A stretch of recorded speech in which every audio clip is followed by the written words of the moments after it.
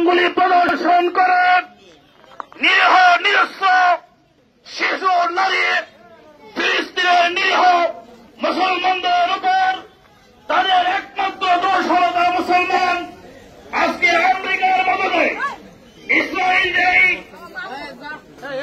গণহত্যা চালাচ্ছে এবং